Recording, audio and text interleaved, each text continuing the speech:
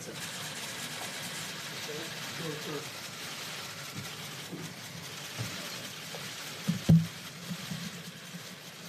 Thank you. Thank you very much. I just had a great conversation with the leading faith leaders of our country. It went extremely well. We learned a lot. I learned a lot, and we're working on some things that are very interesting and very positive. I thank them all for being on the call. And yesterday, we unveiled detailed guidelines for America's governors to initiate a phased, safe, and gradual reopening of America. That's what's happening. The guidelines provide governors with the fact-driven and science-based metrics they will need to make the decisions that are right for their own particular state. To view the guidelines, you can go to the website at whitehouse.gov/openingamerica. So that's whitehouse.gov/openingamerica.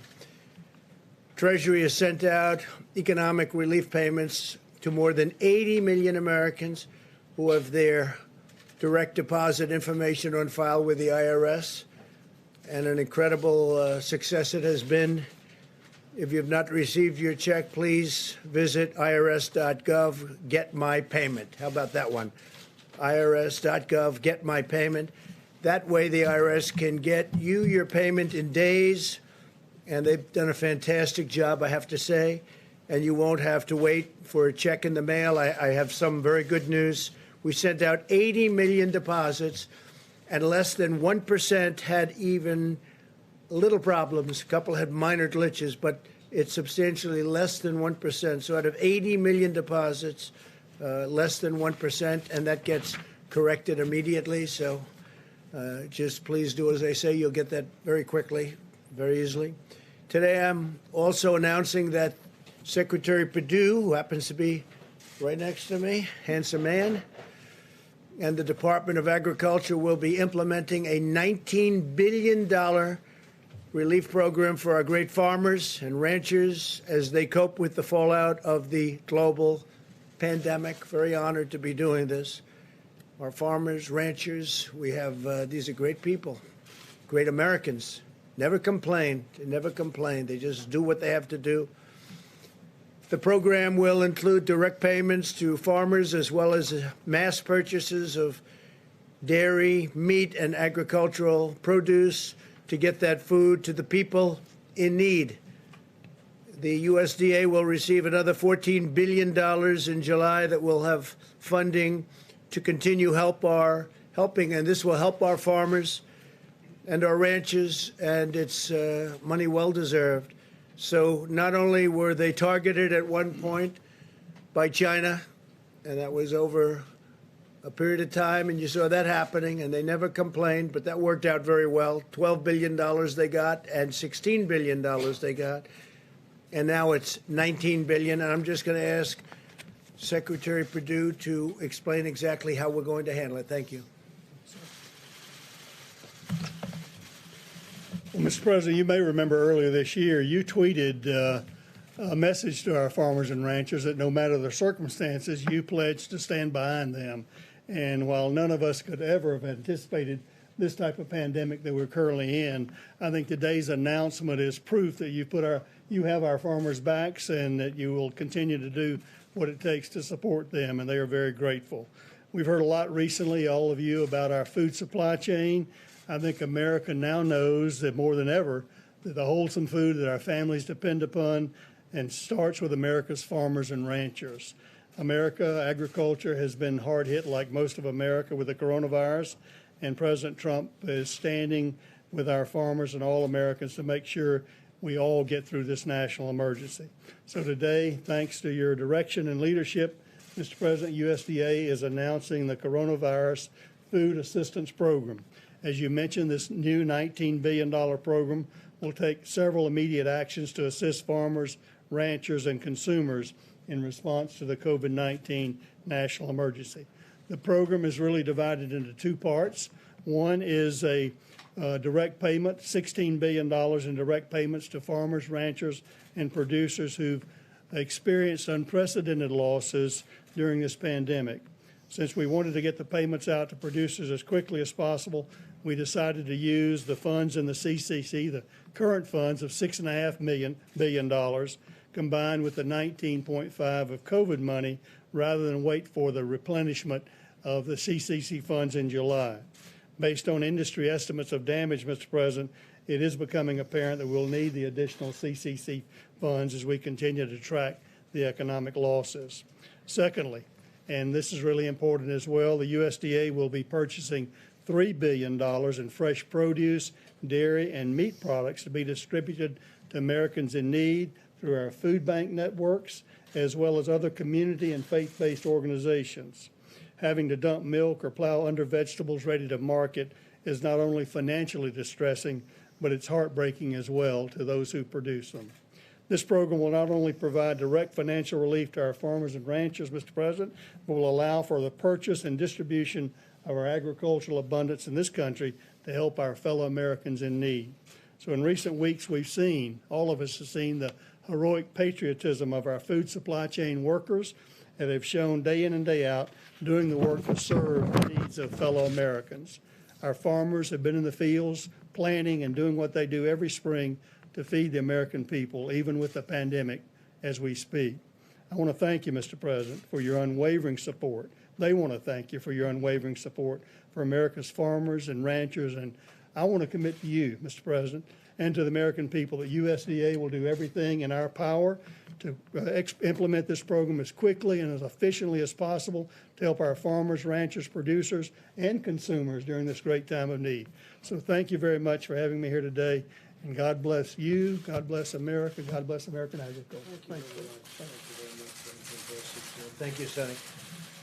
So our great Secretary of Agriculture was the governor of Georgia for 8 years, and the only reason he isn't still there, frankly, is that he was term limited. And I said, let's get him for agriculture. You've done a fantastic job. We want to thank you very much. 8 years at Georgia. We really appreciate it. Great job. Even as we prepare to rebuild our economy, America continues to wage an all-out medical war to defeat the invisible enemy.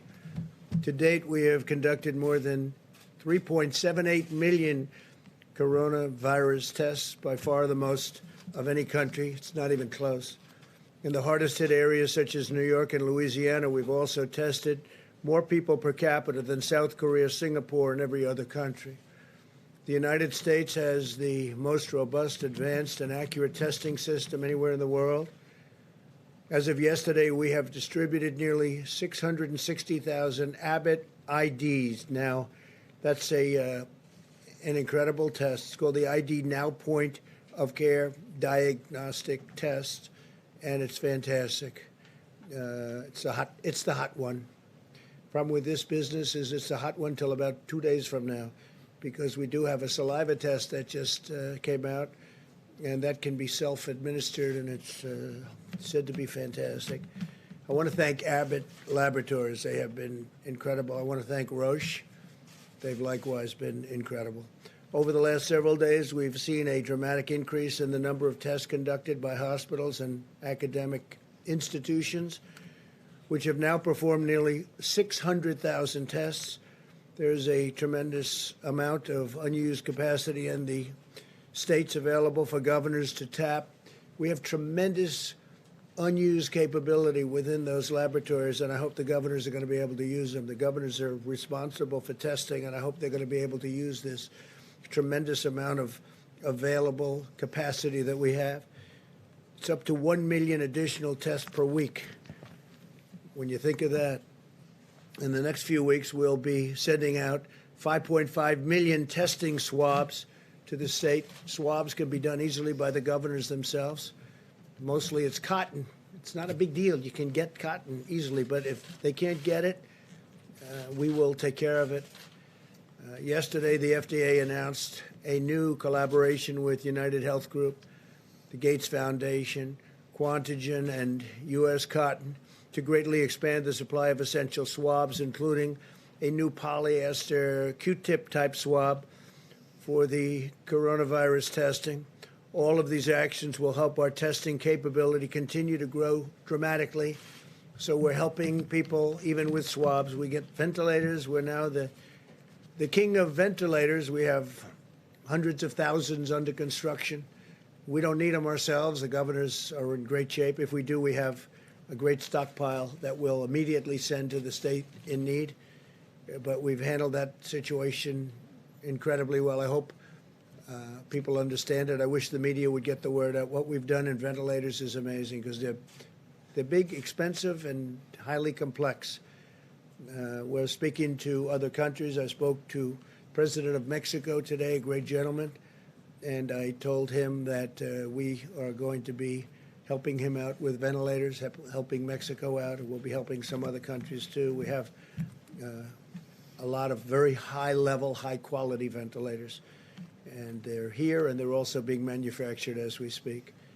Following the announcement of our reopening guidelines, there have been some very partisan voices in the media and politics who have spread false and misleading information about our testing capacity. It's totally false and misleading, demonstrating a complete failure to understand the enormous scope of the testing capabilities that we've brought online. And we started really from ground zero. We started from really being very, very outdated and obsolete as a country from the past. And I will say this, if they didn't understand it, it's just really, unfortunately, I hate to say this because we've been getting along very well, but it would be false reporting because they understand the capability. And it's going to be up to the states to use that capability. The states have local points where they can go. The governor can call the mayors, and the mayors can call representatives, and everything is perfect. And that's the way it should work and always should work. We'll help New York and all of the other states get even better on their testing. We have to get even better. And some people think a little bit differently. There are areas where you have vast amounts of area where you have very few people and almost no people are infected. And those places will be looked upon differently by different governors. And I think you're going to have a lot of news coming out about that over the next few days. I think certain states are going to come online, and they're going to start the early stages of the puzzle that we're putting together. And it's going to be together sooner rather than later. A lot of really incredible things are happening. And at some point in the not-too-distant future, we're going to have our country back. And it's going to be, I think, really, with what we're doing on stimulus and helping people keep their businesses together and their lives together and their jobs, it's going to be better than ever before. I hope so. I really do. The current conversation is reminiscent of what happened on ventilators. You remember that, when requests were made far beyond what was objectively needed. We were hearing from a certain state, and we were hearing from a lot that they needed far more ventilators. In one case, they wanted 40,000 ventilators, 40,000. It turned out that they had plenty, and they had a number of about 7,000 or 8,000, and that was plenty. We supplied them with a lot, but that was the right number. We got it just about right. And if they did need more, we're ready to give more. But I think the surge seems to be over. And there are a lot of governors just doing a great job, and they're working with us, but we're all working together. The research and development that we've done at the federal level has been absolutely incredible. The media will be accepting of these figures when they get to see the end result. I think they're going to see it, and I think they're already seeing it. That includes not only ventilators, but beds. We built, in most cases, far more than they even needed. But we wanted to err on the side of caution. This is what the governors wanted. They wanted a certain amount in Louisiana. I spoke with the governor, had a long talk with him, and I said, "Do you think you'll need that final hospital?" And they actually didn't need it. We built a lot of beds, so I appreciate it from the governor. And we saved building a hospital. In New York, we did, I think, just a spectacular job at the Javits Center. And even sending the ship up we brought it into COVID, but they didn't really need it. It didn't get much use, but it was there and ready. It wasn't supposed to be used for that purpose. We changed it into that purpose. And it was there, ready, willing, and able. Same with Javits. But they didn't quite need the rooms that the beds that we we produced. So we produced almost 2,900 beds, and I think I'd rather tell you that we were overprepared than we were underprepared. And that was a good faith effort by New York, I have to say that. A very good faith effort, but it's nice that we didn't need that. Instead of needing it, it was not very occupied, but it was ready to go. Still there should something happen, but I think they have it under very good control. As you'll hear from our experts today, we've already built sufficient testing capacity nationwide for states to begin their reopenings. And I think you'll be hearing a lot about reopenings in the coming weeks and months. Most excitingly, in the coming weeks, I think you're going to see some very, very dramatic steps taken, and very safely. We're putting safety first. We may be opening, but we're putting safety first. And when you look at the numbers, when you look at the possible number of deaths at 2.2 million people, and it could have very well been that. It could have been more. Frankly, I've been looking at numbers where it could have been higher than that. 2.2 million people dying. If you figure we lost 500,000, maybe 600,000 in the Civil War, 2.2 million people. A minimum, if we did nothing, would have been 1.6. If you cut that in half, you're talking about 800,000, 900,000, a million people dying. But we did a lot of work, and the people of this country were incredible, I have to say. And I think we're heading to the other category, and that would be if we did work and if it was successful. They had between 100,000 and 220,000 to 240,000 on the upside. And I think we'll be substantially, hopefully, below the 100 number. And I think right now we're heading at probably around 60, maybe 65,000.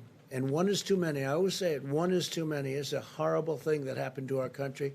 There's a horrible thing that happened to 184 countries all over the world. There's a horrible thing, and there was no reason for it. It should never, ever happen again. In a few minutes, you'll be hearing from Dr. Redfield, Dr. Fauci, Dr. Birx, and Admiral Guar to explain these facts in really great detail. Earlier this week, the FDA authorized 2 new antibody tests, which is very exciting, that will determine if someone has been previously infected with the virus, bringing the total to 4 authorized antibody tests already.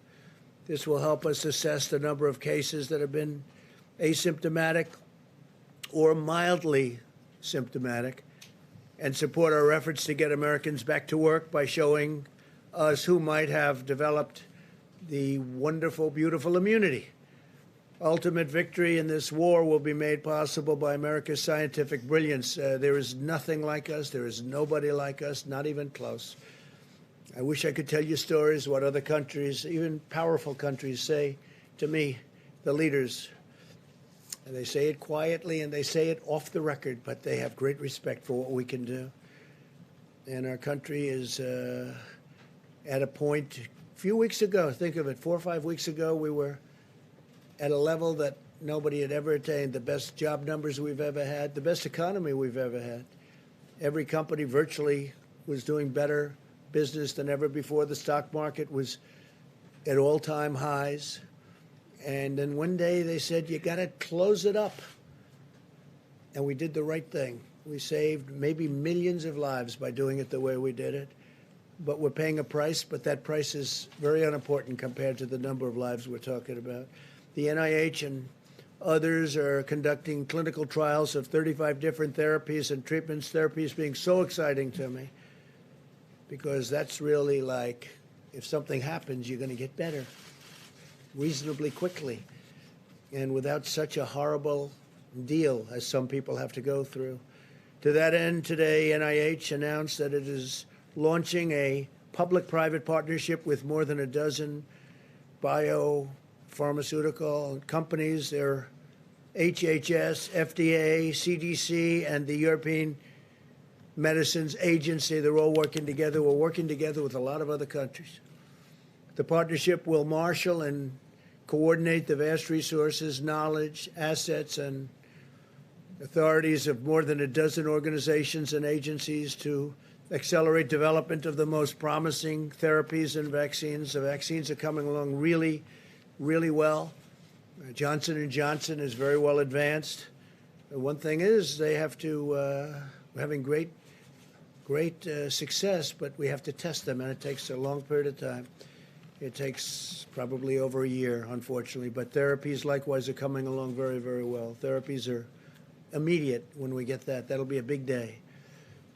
We're also equipping our medical warriors on the front lines. In total, we have the Project Air Bridge, and the Air Bridge has been incredible. The National Strategic Stockpile and every other channel the federal government has deployed. If you think about this, 44.5 million N95 masks, nearly 524 million gloves, 63.5 million surgical masks, and more than 10 million gowns. And we have 500 million masks coming in very soon between manufacturing and orders. 500 million masks. The last few months have been among the most challenging times in the history of our nation. This invisible enemy is tough, and it's smart, and it's vicious. But every day we're getting closer to the future that we all have been waiting for. I talk about the light at the end of the tunnel. We are getting very, very close to seeing that light shine very brightly at the end of that tunnel. And it's happening, and I want to thank everybody in the room. I want to thank I actually want to thank some of the media. We've had some fair coverage, some really fair coverage, and I appreciate it. What I'm going to do is I'm going to introduce our great Vice President, Mike Pence, and he's going to take over for a little while. I'm going to leave, and I'm coming right back, and we'll take some questions. They're going to go over our tremendous testing capabilities. And again, I'll be right back. Thank you. Thank you very much.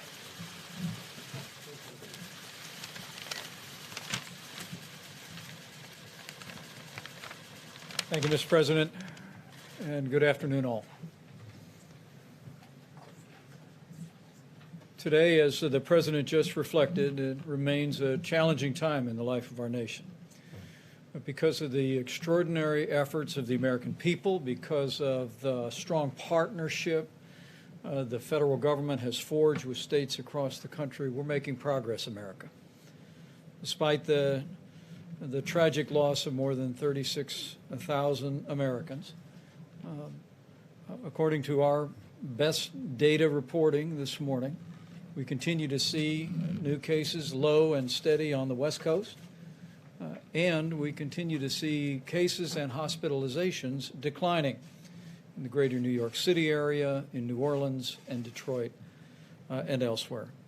This is a tribute, first and foremost, to our healthcare doctors, nurses, all of those working on the front lines. But it's also a great tribute to the American people who have put into practice the social distancing, the guidelines, the guidance of state and local officials. And we hope that every American is encouraged by the steady progress that we are making. We're continuing to bring, at the President's direction, the full resources of the federal government to bear. Today, the President approved a major disaster declaration for American Samoa, and now all 50 states and all territories are under major disaster declarations for the first time in American history. At this present moment, 33,000 National Guardsmen are on duty. 5,500 active duty military personnel have been deployed to 9 states, including 716 medical professionals, doctors, and nurses who deployed out to 14 different hospitals today. Among those were 10 hospitals in New York City, and military personnel were also serving today in hospitals in Connecticut, Texas, Louisiana, and New Jersey. Yesterday, as the President reflected, we unveiled the President's guidelines for opening up America again. There were 2 parts at the beginning of those guidelines. First, the criteria that we hope will guide governors in their decisions about reopening their states on either a statewide level or a county level. And then also we outlined what we believe would be the most important state responsibilities to have in place before moving into a reopening plan. For phase 1, the President's guidelines, you'll recall, advised that states that have a downward trajectory in cases over a 14-day period of time and ensure that they have proper capacity in their healthcare facilities could move to phase one with the easing of some of the social distancing and the criteria that have been in place. But for states that meet the criteria, we outline specific responsibilities, protecting workers in critical industries, particularly protecting the most vulnerable, those who live and work in senior care facilities. And we also encourage states to have a plan for testing symptomatic individuals and ensuring testing to our most vulnerable populations. As the President has made clear, governors will decide the time and manner that their states reopen, and we will look to support them in that effort. But as we assured the American people yesterday, at the President's direction, our administration will continue to work with governors across the country to ensure that they have the equipment and the supplies and the testing resources to reopen safely and responsibly. On the subject of supplies, today we issued a letter to our nation's governors summarizing all the medical equipment and supplies that have been distributed to their state from FEMA between the 1st of this month and April 14th through Project Air Bridge and through the Commercial Supply Network. We'll be speaking with our nation's governors on Monday and detailing that information at that time. As of April 16th, as the President reflected briefly, FEMA has coordinated the delivery of millions of pieces of medical equipment, including 44 million N95 respirators, 63 million surgical masks, more than 10,000 ventilators, and of course deployed more than 8,600 federal medical station beds.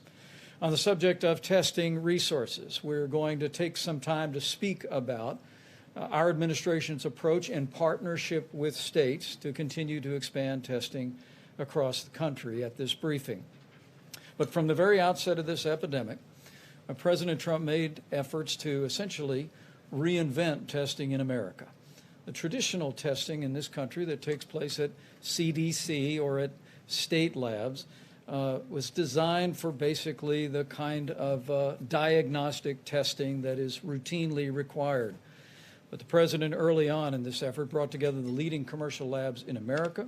We forged a public and private partnership.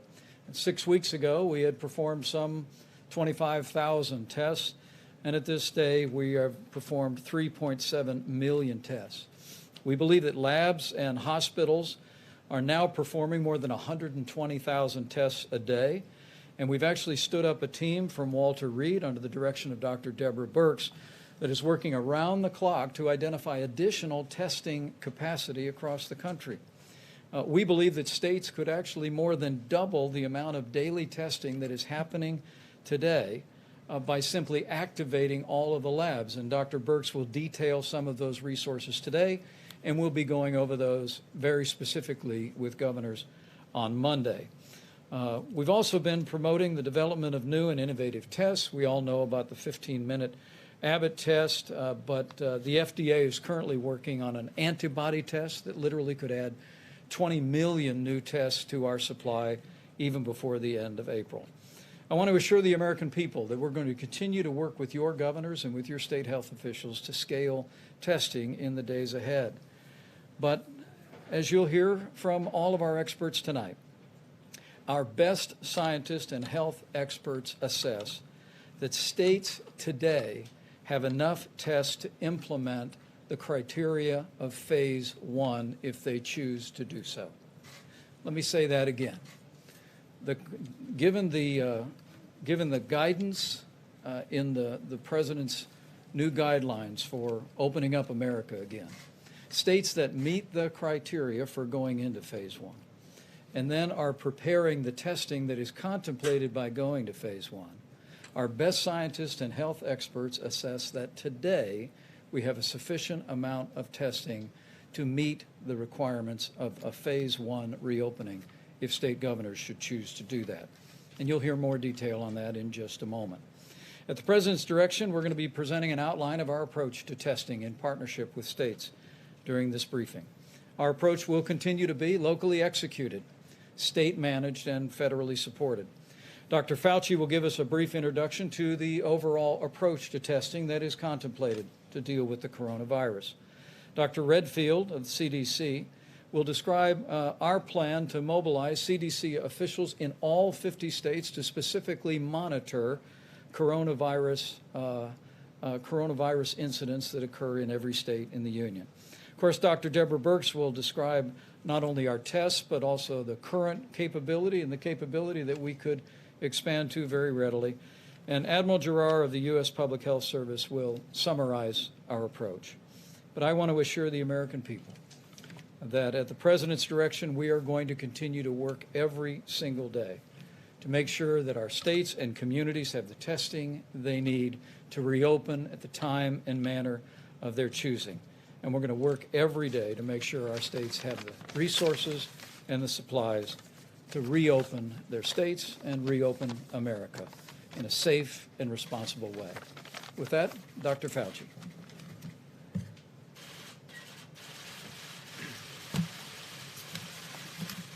Thank you very much, Mr. Vice President. So as the Vice President said, I'm going to give you a brief introduction to kind of answer the question that we've been asked a lot. In fact, we had a very productive teleconference with the Senate Democratic Caucus just a few hours ago, and they asked a number of questions which were really reasonable questions, questions that are on the mind of a lot of different people.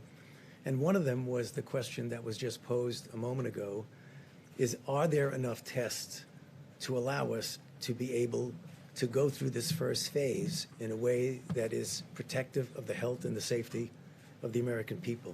So I just want to spend a couple of minutes clarifying a few things and maybe providing some information on a broad 40,000 foot, which you'll hear some of the more granular details from my colleagues who will be following me. I think they asked me to give the 40,000 foot one because I'm not a testing person. I didn't run a testing lab, but I'm part of a team that is looking at this, of how we can best make sure this happens in the right way. So first of all, let me say something that we've said before, and I apologize if I'm repeating things that you already know, but I think in some respects it's important to do that so that people have clarity in what we're talking about. There are two general types of tests, even though within each general type there are different subgroups. One of them is to actually test for the infection. Is a person infected? The other, and I'll get back to that in a second, the other is to test, as was just mentioned, if someone has been infected.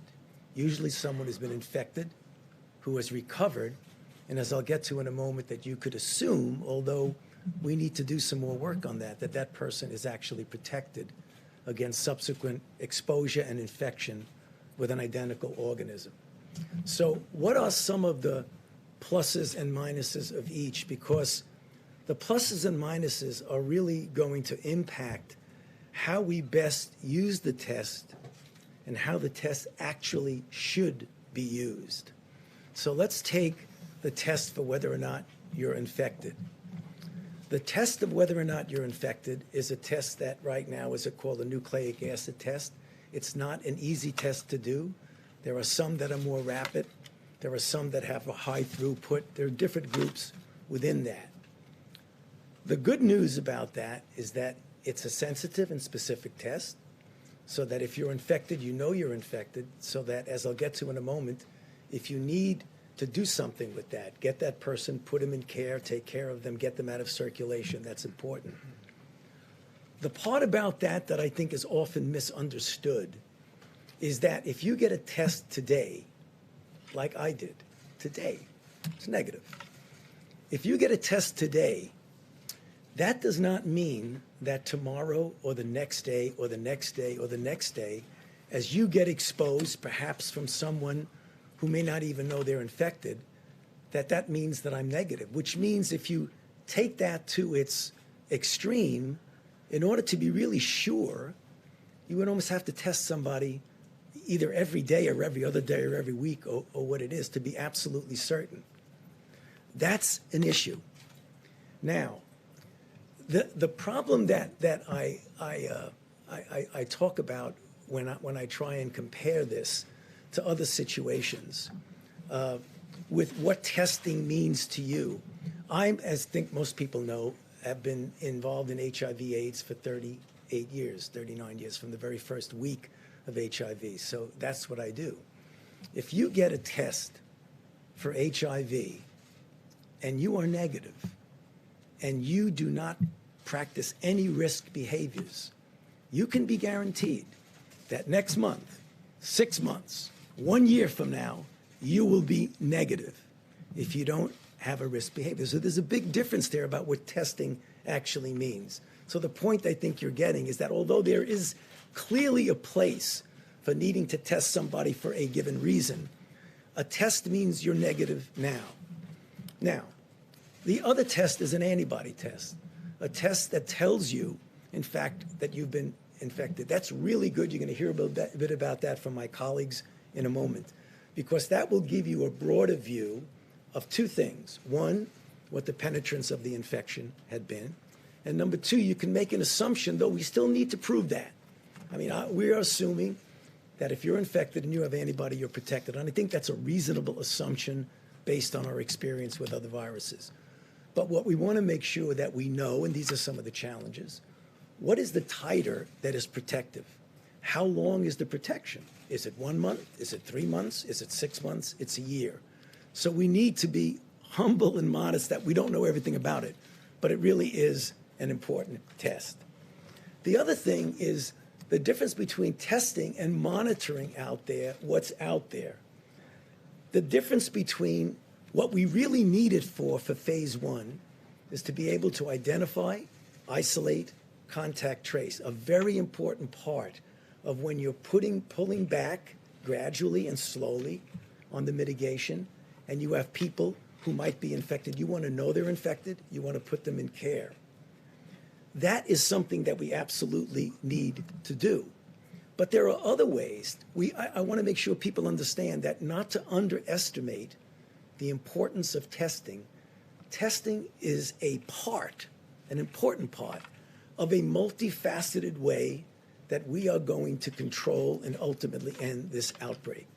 So please don't anyone interpret it that I'm downplaying testing.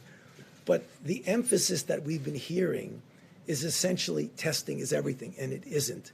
It's the kinds of things that we've been doing, the mitigation strategies that are an important part of that. Now, just a couple of things before I hand it over to my colleagues. No doubt that early on we had a problem. I have publicly said that we had a problem early on. There was a problem that had to be corrected, and it was corrected. It was a problem that was a technical problem from within that was corrected, and it was an issue of embracing the way we have now and should have the private sector, who clearly has the capability of making and providing tests at the level that we will need them for any of the things that I've just spoken about. So, having said that, right now, I totally understand, and I'm not alone, my colleagues understand, that although we say there are X number of tests out there, and you're going to hear from Admiral Giroir about that, the fact is there have been and still are situations that are correctable and will be corrected, and some of which have been corrected. I know I get on the phone a lot with my colleagues because, believe it or not, some long time ago, I was where they are, in the hospitals, in the emergency room, looking at very sick individuals that you need to take care of. And I know what it means when someone tells you, hey, you have what you need, and you look around and you say, well, maybe you think I have what I need, but I don't really have what I need. So we have to figure out, how do we close that gap? And there are a lot of things that I think we've learned and that we are correcting and going to correct. Namely, you have a situation where tests are needed and appropriate, and either people have found there's no tests, or there's no reagents, or there's no swabs, or a person needed a test and were told that there was a restriction. They couldn't get a test. These are all the things that I'm telling you, you already know because you've heard them. So right now, or there's a delay of 5 to 7 days. And what does that mean if you want to get somebody out of circulation? We understand that existed, but upon careful examination, what you are going to hear, that many of those have been already corrected and other of those will be corrected. Because what I think people don't appreciate through no fault of their own is that there are two issues. There's supply and demand. And if you have a supply that can meet the demand, but the supply is not connected to demand, then supply-demand falls apart. What do I mean by that? I mean there is existing capacity that we have that for one reason or other maybe has not been fully communicated as to the availability of that existing capacity, and you're going to hear about that now. There's production capacity that gets better and better and better. And that's what we're talking about, because for what we need now, we believe that with better communications, we'll be able to make that happen.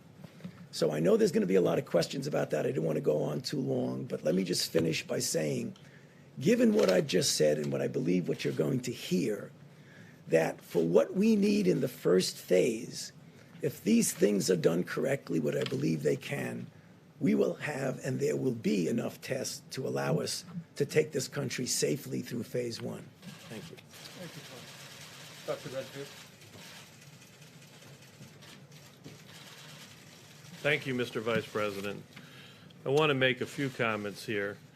First, I want to talk a little bit about CDC has developed multiple systems to monitor disease outbreaks. I think many of you are familiar, for example, how we monitor for foodborne illness or how we monitor for antibiotic resistance in hospitals. Well, we've also developed a system to monitor for upper respiratory tract disease. If I can get the first slide there. This is an example because when we talk about what we know about this current pandemic, the reality is we know a lot because we've developed these monitoring systems. Up on the slide is a system that we've developed initially for flu, and what it does, as you can see, there's a multiple different flu seasons, and they track them over the course of a year. I want you to look at the red line, and that happens to be this year's respiratory season. And you see there's a peak there up over the 50-52 week, and that peak was when we actually had a peak of influenza B. This year was a little different because after that, viral syndrome came down, and you can see it, that actually we had another peak, and that's when influenza A was active through our country. And you can see influenza A started to drop, but then you saw a third peak. That peak was, you were looking at the coronavirus 19. So we have systems all the way down to the county level that we can see where there's respiratory tract illness. And so it's not just taking a test, it's monitoring these systems that have been developed over decades. And we have multiple ones. We have another one that is monitored in emergency rooms, looking at syndrome diagnosis. And they show the same thing.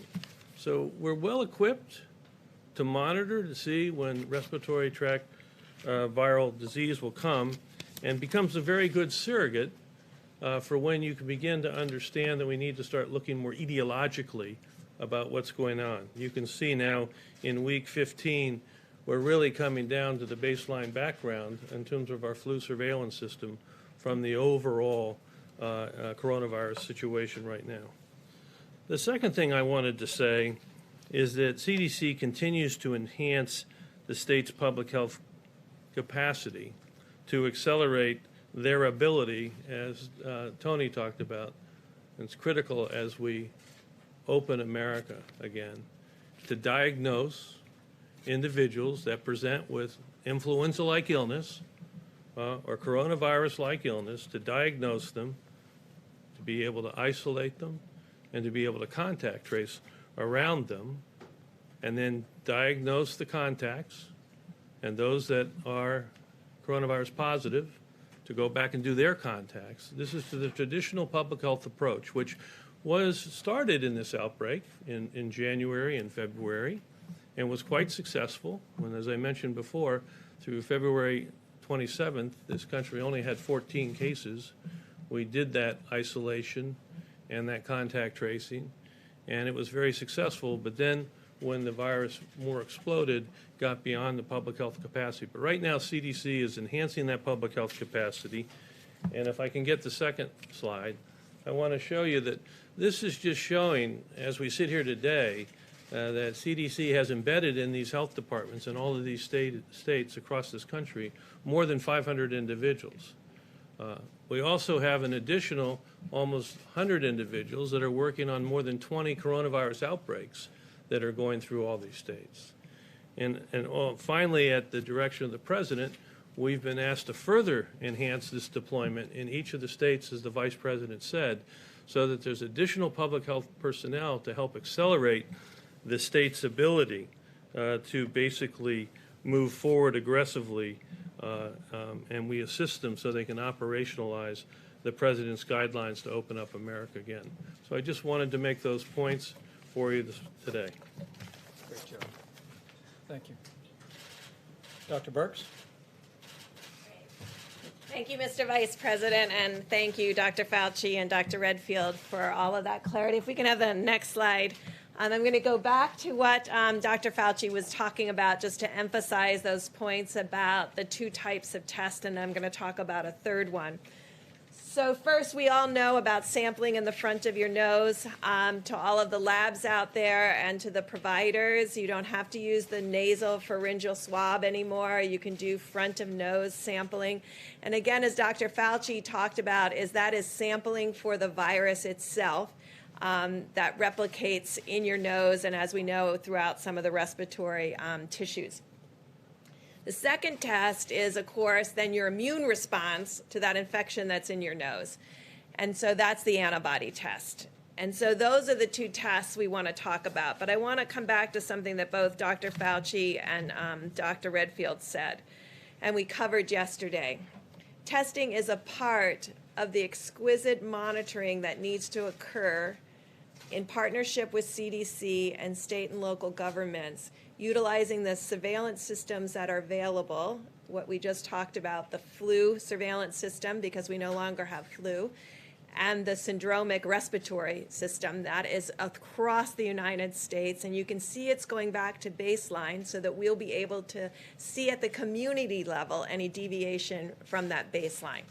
In addition, what we talked about yesterday was adding that asymptomatic component, because I think you'll see as more and more articles come out for surveillance and monitoring that other states have done, higher and higher antibody in multiple individuals who don't remember having a sickness.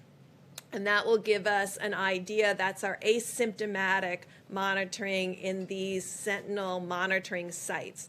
And what did we talk about yesterday? We talked about nursing homes, we talked about indigenous people, and we talked about vulnerable people in the inner city, really ensuring that something that is so small that can't even be seen on the surveillance monitoring will be able to be seen in the asymptomatic. And so those are the two tests that we have, one available now, two that have been approved, or three by the FDA. I want to just leave you with my last concept on the antibody tests. Antibody tests have different specificity and sensitivities. The FDA, their FDA has been very cautious about the antibody tests, because I know you see reports every day of countries that have ordered the antibody test and found that they were 50, 60, 70% faulty. So we're taking that very seriously, because you never want to tell someone that they have an antibody and potential immunity when they don't. And so those tests perform better when there's a high prevalence or high incidence of disease. So we want to work with mayors around the United States as those antibody tests become available to really see what it is in first responders and healthcare workers in the highest prevalence states, so that we can know about the quality and the real life, real field experience of those assays. Because things can look very good in the lab, and then when you take them into the field, sometimes they're not as good. I've learned this lesson repeatedly in working around the globe. The next slide. So this is what we have asked commercial and diagnostic companies to be working on. Because when you talk about multi-millions worth of tests, the way we do this in the United States today for strep, for influenza, and for malaria is we test for the antigen. Now, we don't know right now if you shed antigen in the front of your nose. And so that is the question that scientists and companies are working on right now, because that becomes a simpler test. Now, the flu test, I think many of you will look it up tonight. You will see that outside of the flu season, because of the specificity of the test, it doesn't work so well. So these are tests we're working on today that would be like a screening test, because if you're positive on it, it's a good test. But it may miss that you actually have the flu. So then you would move into what we call the nucleic acid test. So we're trying to build an algorithm of tests that bring the full talent of the science of the United States into the reality of the clinic. And so bench to clinic. And so this is what we're working on for the future. Next slide. So as I promised both the senators and the governors, this is the United States' current platform capacity. Designated as high and low throughput. And what do I mean by that? We've talked about the high throughput platforms of Roche and Abbott and others. And then we've talked about the Gene Expert and other machines that may be moderate to lower throughput. I want you to see how it's distributed through the United States. So these are the current testing platforms available today throughout the United States for COVID-19. And as you heard from Dr. Fauci, everything has to be working from the swab to the transport media to the laboratory to really get those tests run and the results back to the client. The next slide. So then we've looked at all of the testing capacity from those platforms, and this gives you an idea of what that capacity is. The darkest red that you can see, like in Texas and New York, those are states that have lots of different platforms, as you saw on the prior slide, and the ability, if you just add up the platforms and the potential for tests, of over 1 million tests per month. And so this is what we're working with each of those states on unlocking that full potential. And how are we doing that?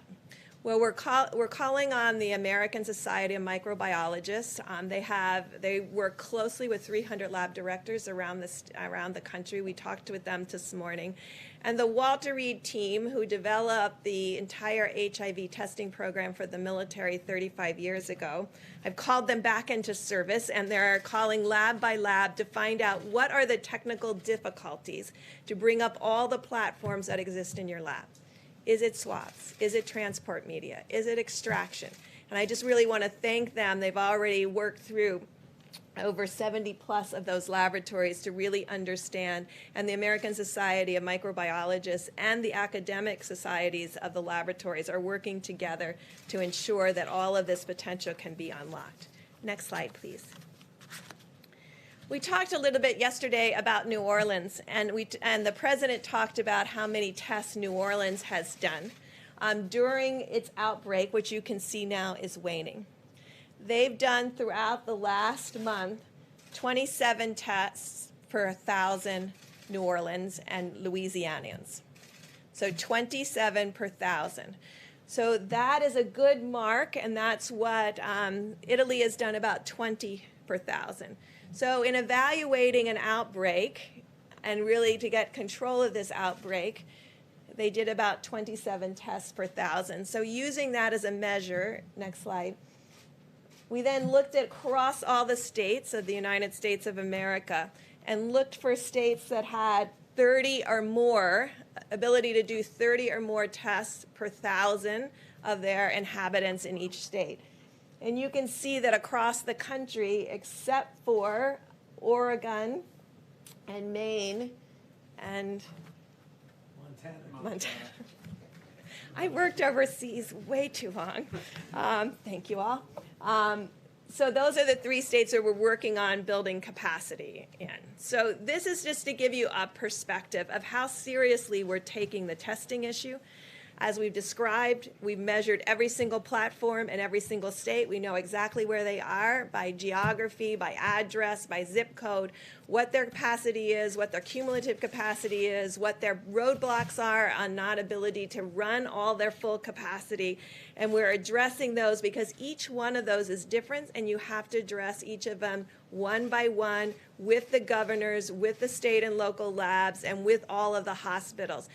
I have not come across one laboratory or one laboratory director or one society that doesn't want to contribute to solving this issue of testing and ensuring that this testing is available for everyone. There is a strong, just as all the Americans have social distanced, in behind everyone, we don't often talk about the laboratories, we'll talk about the nurses and doctors on the front line. Behind all of them are the laboratory technicians and laboratory directors who are coming in every day and putting things together to ensure that every single person that needs to be diagnosed is diagnosed. And hopefully you can see from these these slides, that really there is capacity out there. It is our job working with the states and having the state in the leadership role and the laboratory directors in the leadership role to provide support to ensure that all the potential for testing in the United States is brought to bear. I just want to end with, these are nucleic acid tests. There will never be the ability on a nucleic acid test to do 300 million tests a day or to test everybody before they go to work or to school. But there might be with the antigen test. And so that's why there's a role for nucleic acid tests, there's a role for antibody tests, and there's a role for the future development of these other key tests to bring the full ability to the United States. And so when we finish this, we'll be talking to all Americans, because there's other tests that other Americans should have. And I think this has really brought to light the importance of diagnosis. And we'll talk to you further about hepatitis C and TB and other things that we can do to ensure every American is healthy, because I think this has really raised the awareness among all Americans about how you do tests for different kinds and different parts of your disease state, and what is long-lasting immunity and what may be long-lasting immunity, and what is a nucleic acid test and what an antigen test is. And with that, Admiral Giroir. Great. And let me amplify one point as the Admiral steps forward to conclude his remarks about our approach and the efforts we put underway. Governors across the country have been working very closely with us to roll out the level of testing that we have today. And all the information we presented to you is going to be reviewed in the days ahead with all of our governors. Our objective is to connect every one of America's governors and state health officials to all of the labs that are currently able to do a coronavirus. But as Dr. Birx, Dr. Fauci both described, we believe today that we have the capacity in the United States to do a sufficient amount of testing for states to move into phase 1 at the time and manner that they deem to be appropriate. With that, I'll allow Admiral Giroir to complete our briefing on testing, and we expect the President to return. Thank you, Mr. Vice President, and thank you to all my really great colleagues. Can I have my next slide? So I wanted to start by where we are today and just to visit where we've come in such a short period of time. As everyone on the stage has said before, our testing right now is well over 3.78 million tests that have been completed. And if you are impressed by bar graphs, that's over 1.2 million tests reported just in the last week. Ambassador Birx talked to me a little earlier, and she said, you know, we only do about 2 million molecular tests a year for HIV, something that's been developed for 35 years. We're now doing twice that number of tests in a month for a disease that has never been known before, that there's never been a test developed before, and that's sort of where we are and where we've ramped up. I also want to give you a little idea. The lighter blue or lighter gray is our ID Now tests. So we talk about them a lot because they are a point of care test that can be between 5 and 15 minutes. And they have a very specific role, but they're not for everybody. If you've got to screen a few thousand people, 4 tests an hour doesn't get you there on a machine. You have to use some of the larger, higher throughput items. But they have a very important role. And again, coming into the market at 50,000 per day is really an important adjunct to us.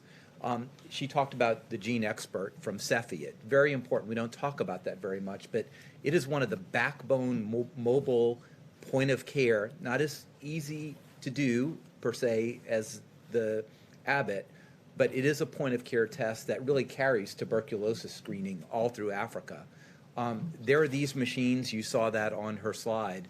Every one of the 50 states has this in over 600 sites, and they've done over 700,000 tests just on that relatively low throughput but very important platform.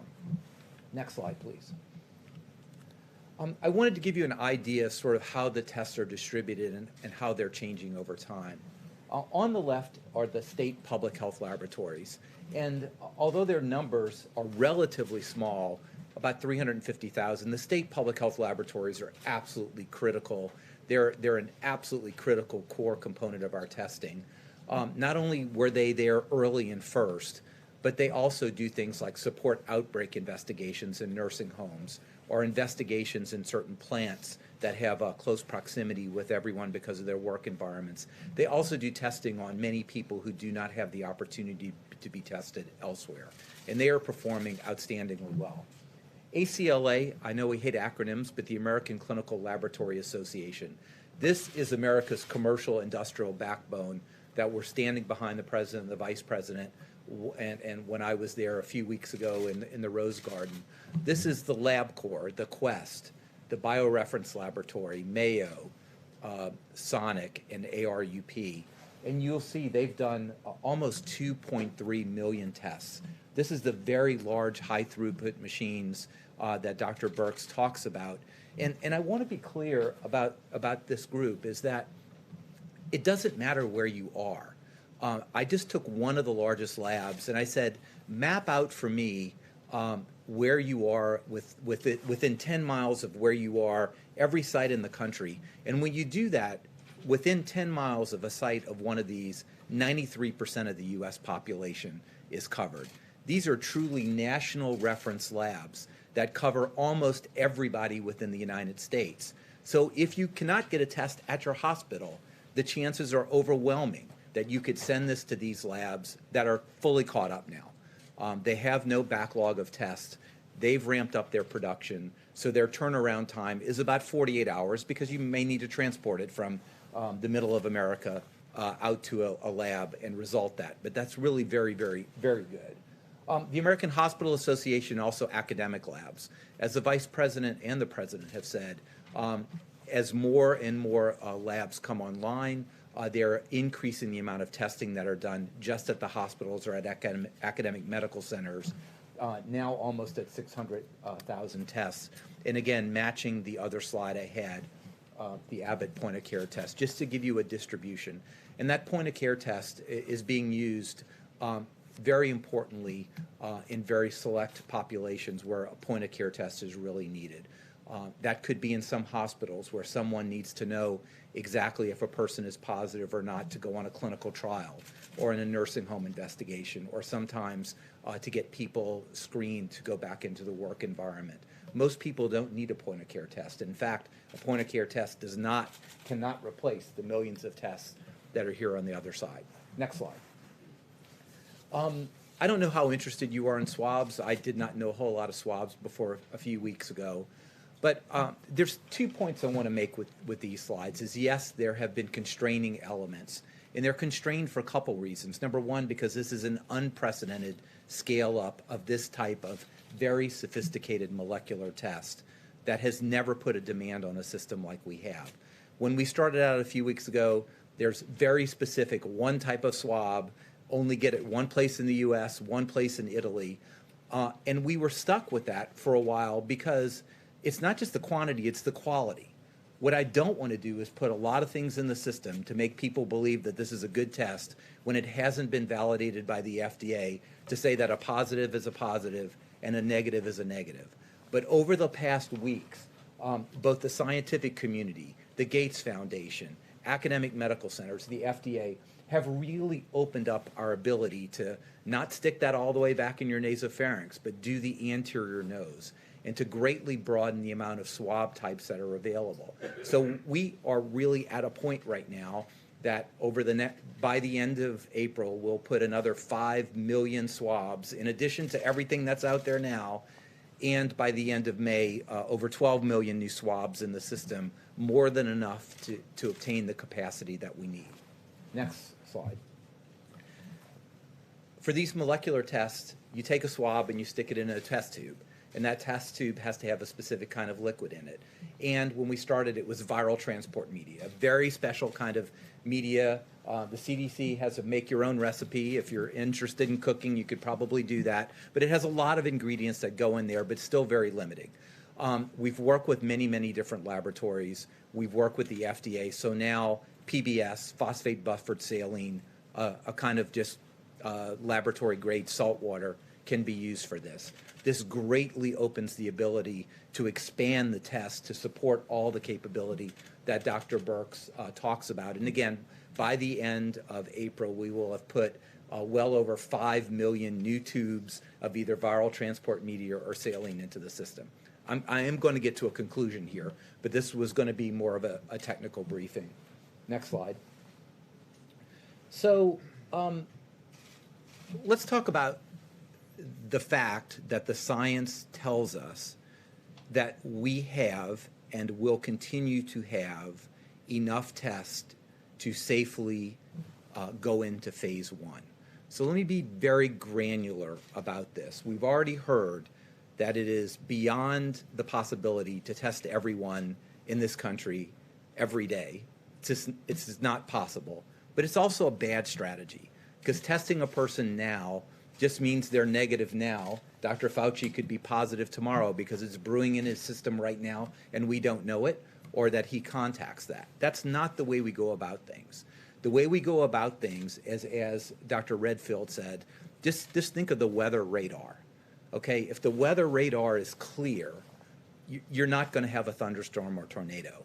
When something pops up, that's when you've got to go to where the action is or know that your warning system is up. So sort of think of that in the background, and I'll go specifically about that. So that's monitoring. Let me talk about how much testing we need just for overall testing.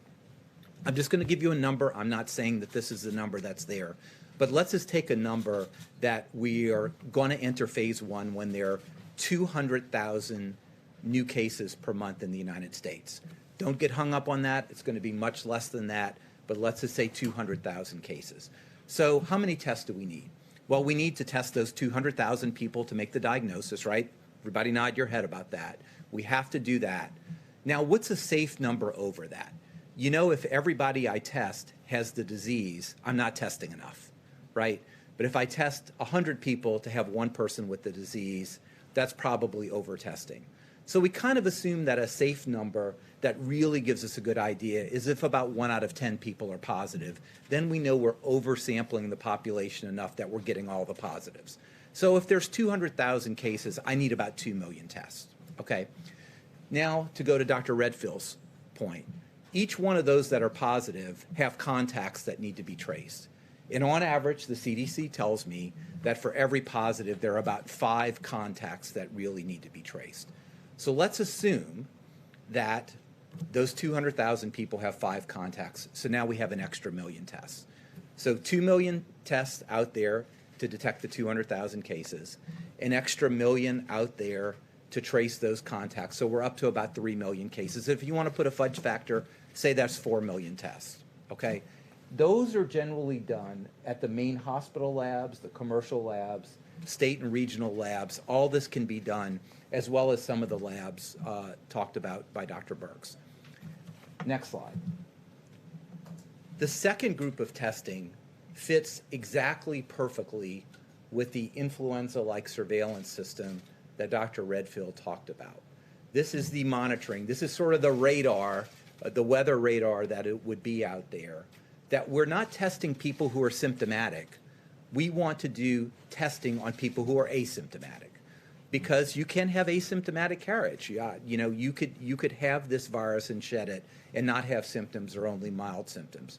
So what is the strategy here? The strategy here, this is an unprecedented strategy, okay? This is really unprecedented. But we're going to do between 300,000 and 500,000 tests per week in the most vulnerable populations that we know that the virus could circulate. And what are they? Number one, nursing home and long-term care facilities. We know that from the history of this virus that can circulate and be devastating, and it could circulate even in a way that you don't have symptoms. So we're going to survey in a very controlled way, driven by the CDC, supervised by the CDC, surveys over, we may not get to everyone, but surveying in the areas to cover in a selective way the 15,000 or so nursing homes. Secondly, we want to work in vulnerable members in cities. And this is the way we think about that is community health centers. I'm a huge fan of community health centers that are led by HRSA. There are about 30,000 community health center sites. They take care of 30 million people, children, adults, elderly. They care for about 1/3 of Americans below the poverty level. They are arrayed to take care of our most vulnerable populations. So we want to survey asymptomatic people in those community health centers.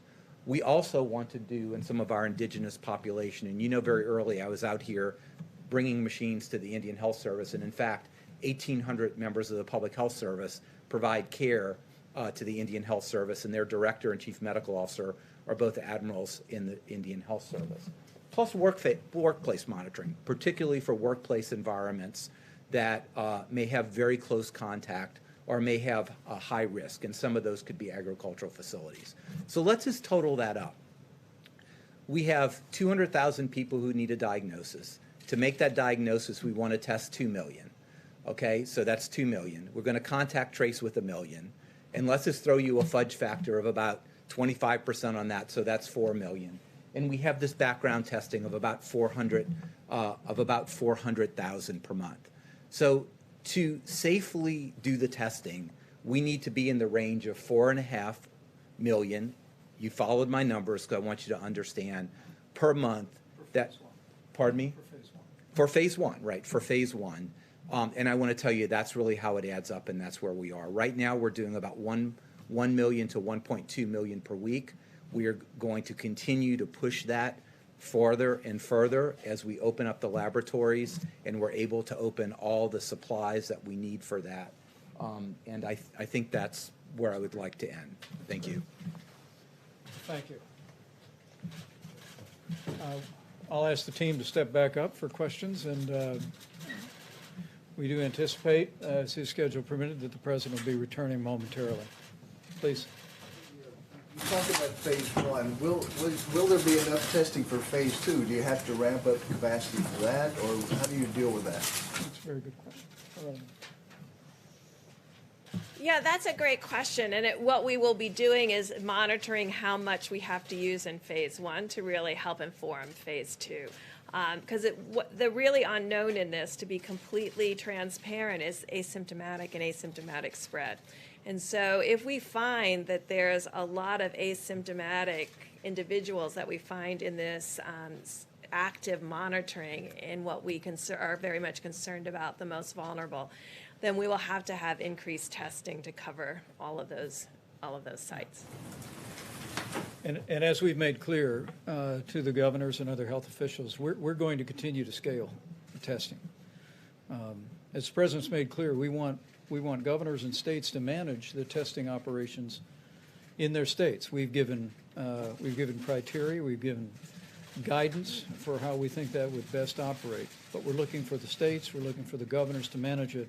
But in the midst of that, all these great experts working with all these great facilities are going to continue to use that great American ingenuity to scale and increase the availability of testing for states to be able to implement as they move closer and closer to that day the president speaks of often, where we reopen America and put all of America back to work. Mr. President? You did well. They all did well, I think. I'll bet they did.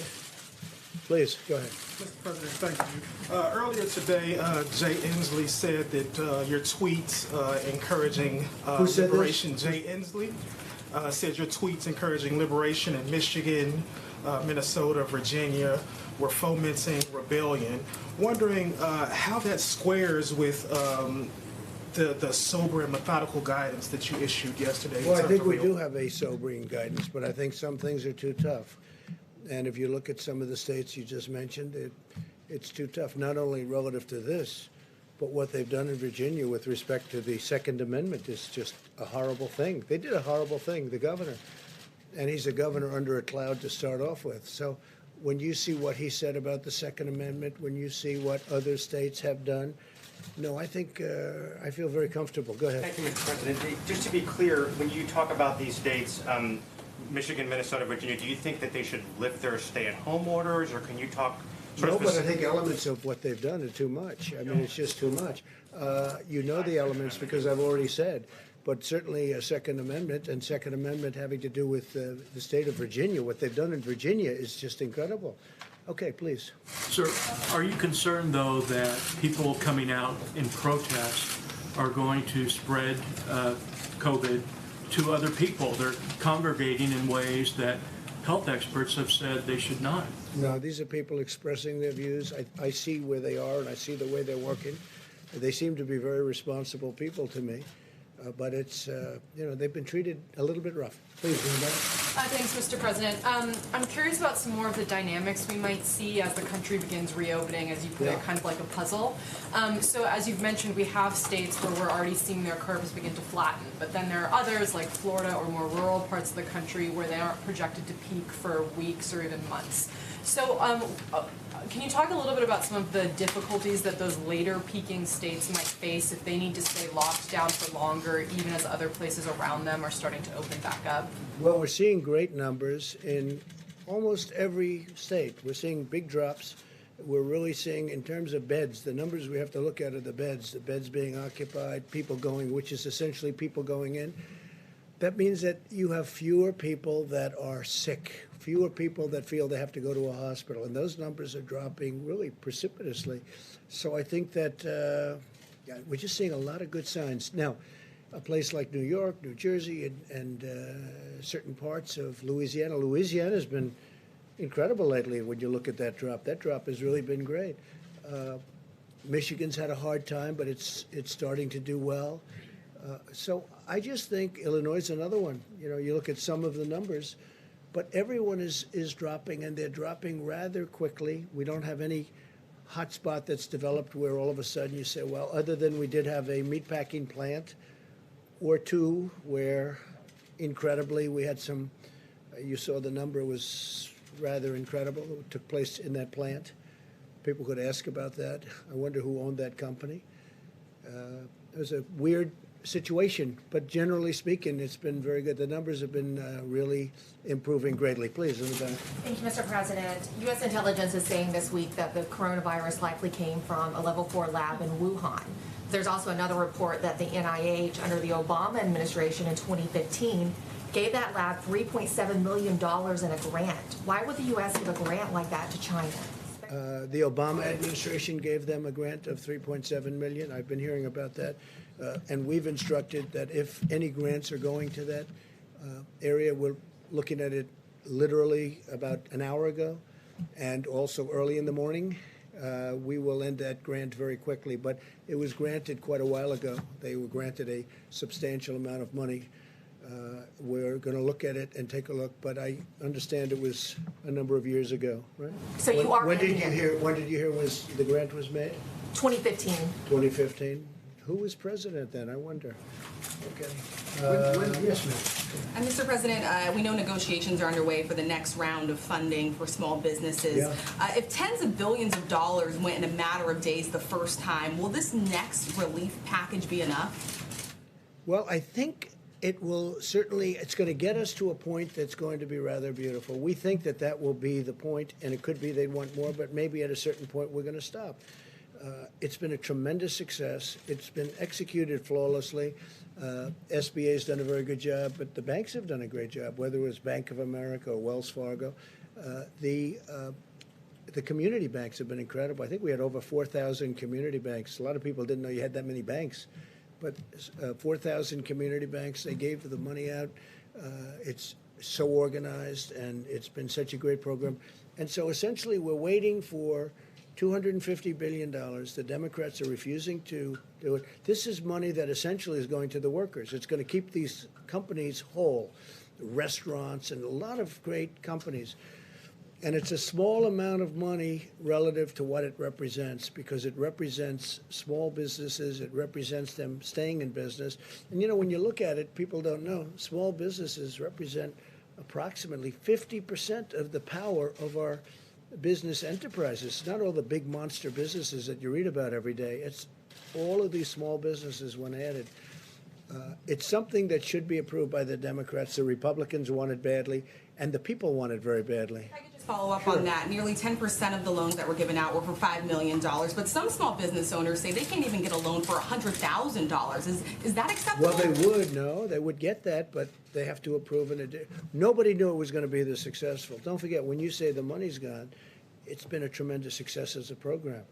People they really want it. And some people won't be able to keep their business open unless they get that money.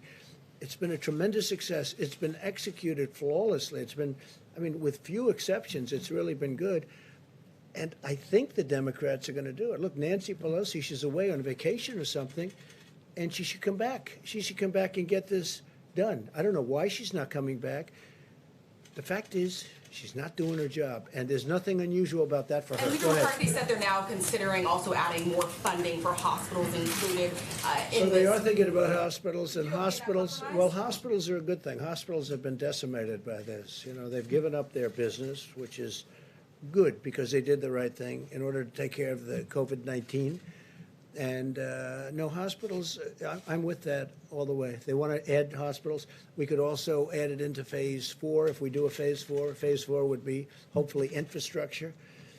A lot of people are talking about the best thing we could do for this country would be the payroll tax cut that I've been suggesting. A lot of Democrats like it, believe it or not, the payroll tax cut. And Art Laffer, who's tremendous, he's a tremendous, in fact, he recently got the Presidential Medal of Freedom, economist. He was with Ronald Reagan, and he looks like he's 25 years old, but I think you might be a little bit older than that. He looks so great. But Art Laffer said the single best thing you can do is the payroll tax cut. And I would just about agree with that, and I'd like to see that. I'm not sure that we're going to get that, but I think that's something that could be done. It's simple. It's really good for both the company that employs these people and for the people that are employed. So we're going to see whether that happens or not. The payroll, I put it out there, the payroll tax cut would be a tremendous incentive for this country. Steve? China now says its coronavirus death toll in Wuhan is 50% higher, up to about 4,000. Does that sound like a credible number to you? Well, you know, when I listen to the press every night saying we have the most, we don't have the most in the world deaths. The most in the world has to be China. It's a massive country. It's gone through a tremendous problem with this, a tremendous problem, and they must have the most. So today I saw they announced that essentially they're doubling up on the numbers, and that's only in Wuhan. They're not talking about outside of Wuhan. So it is what it is, Steve. It is what it is. What a sad state of affairs. Investigation into whether the virus escaped from this lab in Wuhan. How active is that, and when do you Well, expect we're to hear? looking at it. A lot of people are looking at it. It seems to make sense. They talk about a certain kind of bat, but that bat wasn't in that area. If you can believe this, that's what they're down to now is bats. But that bat is not in that area. That bat wasn't sold at that wet zone. It wasn't sold there. That bat is 40 miles away.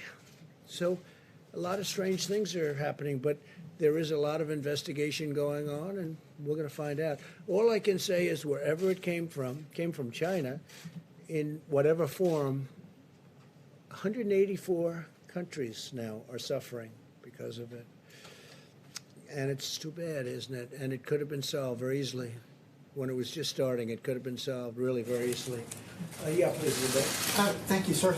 So about the 80 million payments that have gone out, that you mentioned, you said that less than 1% have had snafus, but that could be 800,000 snafus.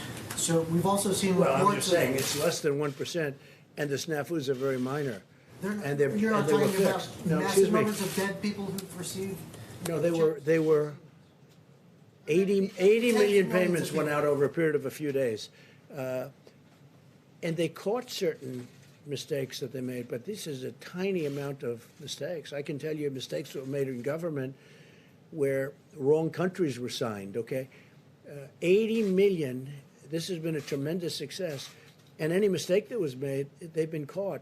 And it's less than 1%. That's a very good percentage. I can tell you for government. I mean, how about the Obama website, the Obamacare website, where they spent $5 billion on building a website that you could have built for peanuts? Okay. If money went out to deceased people, is the government going to get that back? Yeah, anything that was sent out, it's like sometimes you send a check to somebody wrong. Sometimes people are listed, they die, and they get a check. That can happen. You're talking about, I guess the number is about 80 million people. Yeah, sure, we'll get that back. Everything we're going to get back. But it's a tiny amount. They've done a fantastic job. This was done in a matter of a few days. Yeah. Your campaign said today that they are planning on resuming rallies before the election. Is there a timeline that you're looking at? Would it be restricted to certain states? Have you thought about how that would work? Well, I hope we can do rallies. It's great for the country. It's great spirit. It's great for a lot of things. To me, it's a tremendous way of getting the word out. If you look at our success rate, we've had tremendous success. We win where we have rallies, including endorsements of candidates. Our success rate is, I think, unparalleled. There's nothing like it. So I certainly hope we can have rallies. We'll find out. I don't like the rallies where we're sitting like you're sitting. I mean, you got many reporters outside trying to get into this room, and I come in, I'm looking at this room, and I see all this. It loses a lot of flavor. It loses, to me, a lot of flavor. But I hope we're going to have rallies. I think they're going to be bigger than ever. I will say this, the rallies that we're having, until we had to stop with regard to the problem that we had here, the rallies were bigger than they were, I think even substantially bigger. We go into the biggest arena and we turn away 20, 30,000 people sometimes. In one case, I think they said in New Jersey, we had 175,000 people show up for an arena that holds 9,000 people. And they showed up. And the reporters even reported that. That was almost shocking to me.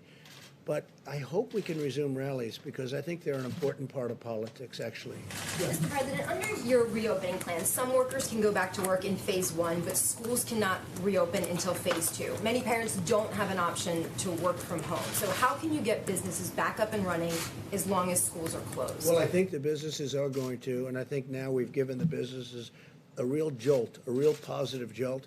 They're able to keep their employees. You know, without the employees, if the employees leave that area, if they leave, you know, who knows where they're going, or if they get another job maybe someplace else, you're not going to have the same business. So we gave them money to hold their employees. They're going to do that.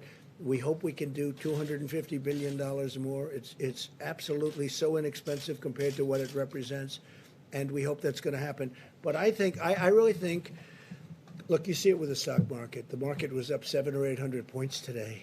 And if you would have told me that we would have a virus, the likes of which this world has not seen since 1917, which was the Spanish flu, where anywhere from 75 to 100 million people were killed, and that we'd have a stock market that's not far below its all-time high.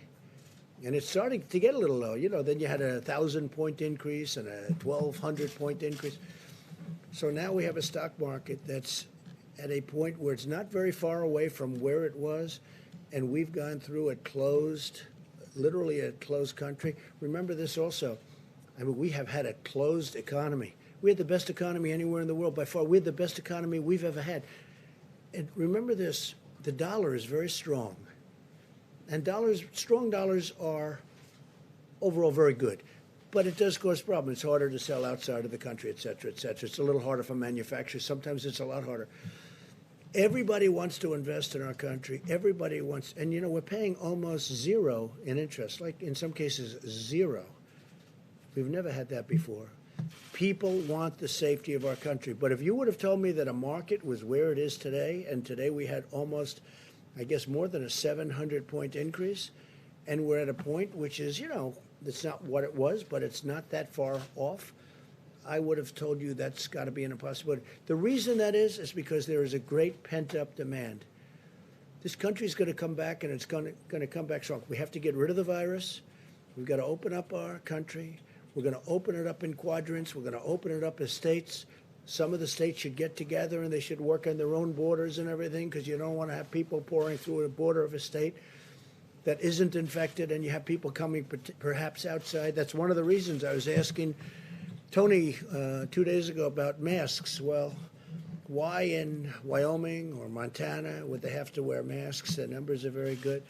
And the reason, if somebody comes from outside, which is very severe, but it's, again, and it's going to be up to them. It's a recommendation, but we'll see. But if you would have told me how well we're doing after we went through the worst event of its kind since 1917, it's pretty amazing. Question, Mr. please. President, about child care, though, millions of Americans aren't sure how they can go back to work if schools are closed. How can they have their kids taken care of? Is your government considering something in addition to helping employees stay employed to help them take care of their kids? It's a good question. I think the schools are going to be open soon. I think a lot of governors are already talking about schools being opened. And we do have to take care of our seniors, because we've learned a lot about this disease. We've learned, call it a disease. We've learned a lot about this plague. And we have to take care of our seniors. We're going to take care of a lot of people. But I think the schools are going to be open sooner rather than later. And I understand, and I've spoken, some governors are already thinking about getting the schools open. I have a young boy who goes to school. I'd like to see him go to school. As good as home is, it's very nice, but we'd like to see him go to school. Please. Thank you, Mr. President. I agree with that point. I would like to know about some of these areas that you would like to open up, some of these quadrants. You singled out Virginia, Michigan. They don't have a decline in cases yet. Yet you tweeted out today that you'd like to liberate them. Well, they're going to have soon, but they're very, very, what they've done is very powerful in terms of, I think, you could get the same result out of doing a little bit less. What they've done to some people is very unfair. In Virginia, I'm going above and beyond what we're talking about with this horrible plague. They want to take their guns away, okay? They want to take their guns away. That's the Second Amendment. That's Virginia. You have a governor who really, I guess he should be under siege. He seems not to be. If he were a Republican, he'd be under siege. But he seems to have escaped something that was pretty bad, including what he said about birth, including what he said about many different things. But he wants to take, if you take a look at what's going on in Virginia, they want to take away Second Amendment rights, and that's what they want to do. So when you talk about liberate, or if you talk about a liberation, you could certainly look at Virginia as one. Go ahead. Anybody else? Mr. President. Which states are ready to reopen in your mind, and how soon? Well, I don't want to go. I want to leave the governors make that decision. We're watching very closely. If we see something happening bad that we think is wrong, we're going to come down very strong on that. Very, very strong. The federal government has a lot to say. We have a lot to say beyond what anyone understands. And we think, and I've gotten to know many of the governors, many Democrats too. It's Republicans, and I knew the Republicans. I knew some of the Democrats, but I got to know a lot of them. I think it's going to be in the hands of a lot of good people.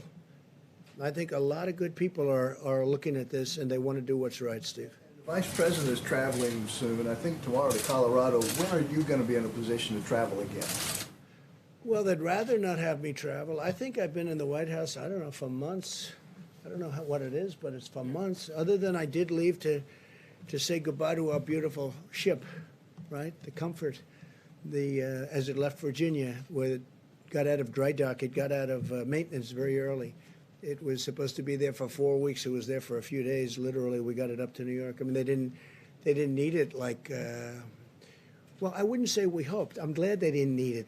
They didn't need it. That was a good thing. They didn't need the convention center, 2,500 beds, or depending on your definition, 2,900. We ultimately converted it to COVID. The Army Corps of Engineers and FEMA The job they did was incredible. But that's a sign that they're making progress in New York. If you look at that, we built it. It was ready. It's there now. It's ready. We converted it to COVID. It wasn't supposed to be for that, at the request of, frankly, our side. Then ultimately we converted it, but there is much less demand. That's such a good thing. I mean, I'm not complaining about that. I think it's a great, that means New York's making progress. Is it important to you that Vice President is going tomorrow? He's going to Colorado? I think he's going to the Air Force to make the commencement, right? Yes, sir. Oh, I think it's great. I think it's great. If he's going to make the commencement, I hear they're going to have a very spread out crowd. Yes, sir. They're going to be, I will say, they are going to be socially very good. They're going to be very far apart. That'll be very interesting. I think I'm going to watch that one. No, they're going to be, they're going to have a good spread, a good distance apart. I spoke to Mike about it. No, I think making the commencement speech, I'm doing it at West Point, which I look forward to. I did it last year at Air Force. I did it at Annapolis. I did it at the Coast Guard Academy. And I'm doing it at West Point. And I assume they've got it. And I understand they'll have distancing. They'll have some big distances, so it'll be very different than it ever looked. Do I like the look? No, I don't. And eventually, next year, they'll have a commencement which will be like it's been, like when people like this, our great admiral who's done such a great job, when he graduated from where he graduated, me too, we're nice and tight. And that's going to happen again. I don't want people to think that this is going to be like this forever, but for a period of time, we're going to have to keep it that way. That includes baseball games and football games and other things. But eventually, as this virus goes away, it's going to be better and better. Director, it's going to be better and better, and we're going to get our lives back to the way they were. You know, one thing that bothers me, a couple of restaurateurs called, and they said, I mean, sir, I barely made a living with 150 seats. Now, if I do what they want me to do, I'll be down to 25 seats. And I can't. I said, yeah, but you're not going to be there forever. And he didn't really know that. He thought that they were going to take 150 seats, move it down to 25 to 50 seats, depending on the way he laid it out. He said, don't worry about it.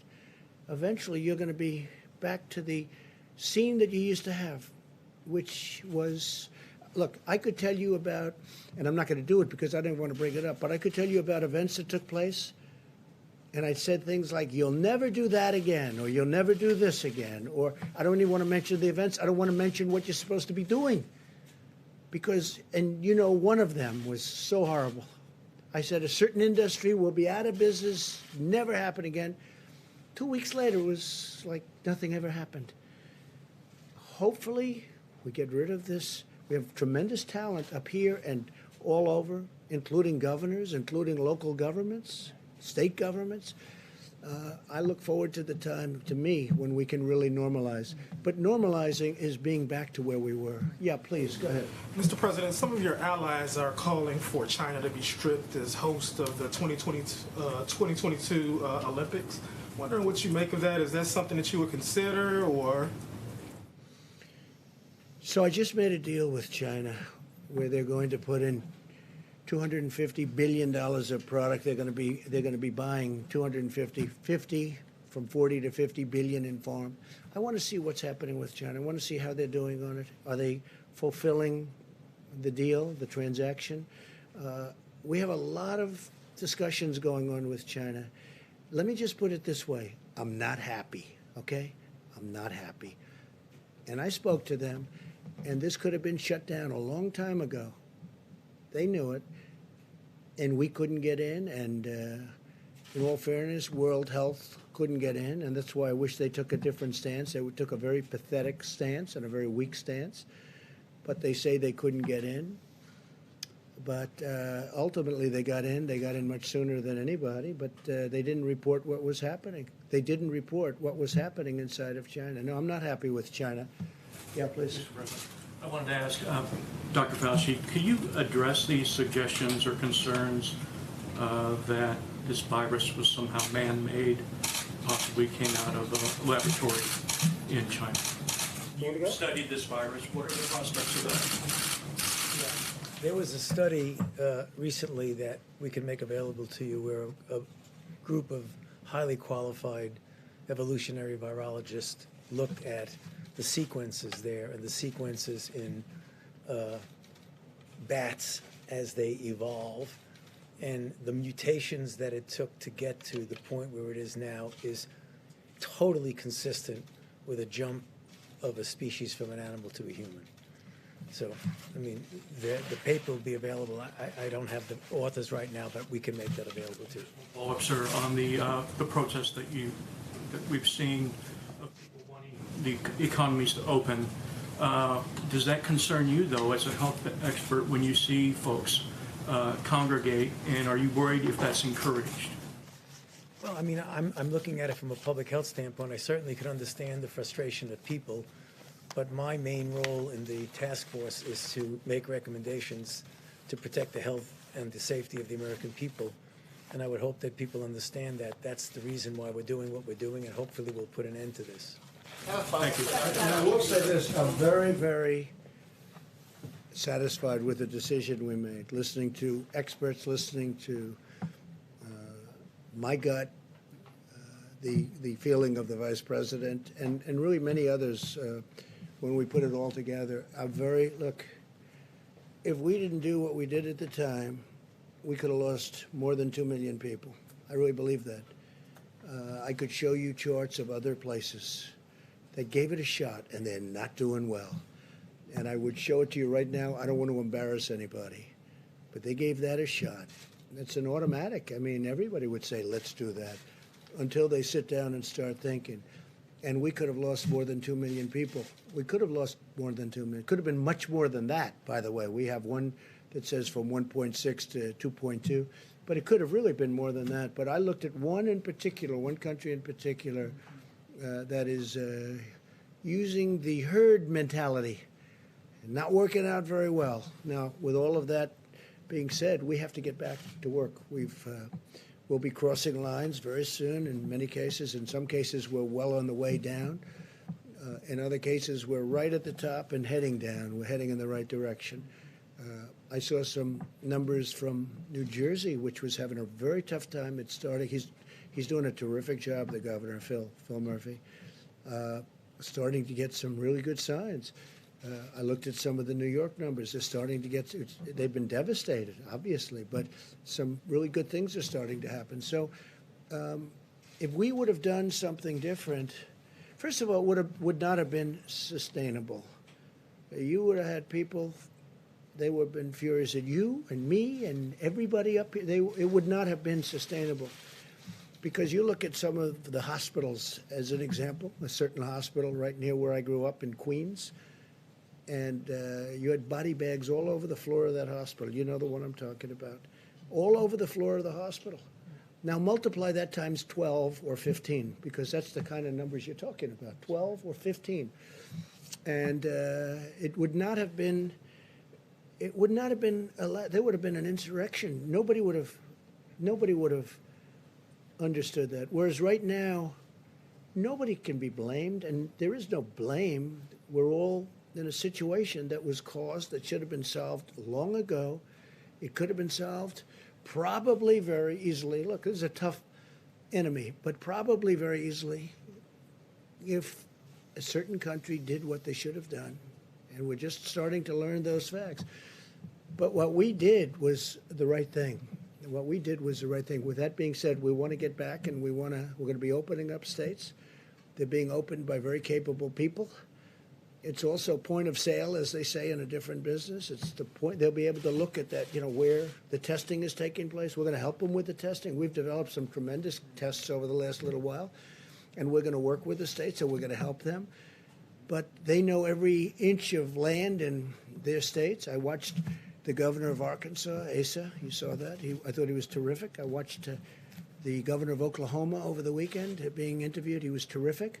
They've done it a little bit differently, and they've done it tight, and they've done it strong, and they were very prepared, and they have more beds than they needed, and that's a good thing. But I've seen some very, very good things, and I think you're going to have some very positive events taking place over a very short period of time. And I think with that, we'll see you tomorrow, but really this has been a situation where a lot of great people have been involved and a lot of great decisions have been made. Thank you all very much. Thank you. So there will be a briefing. Can we follow up with a couple questions? Can we follow up with the Administrator Verma? Could you take a question? Dr. Fauci, you want to stick around? Or for the doctor? The New Jersey nursing home desk, Administrator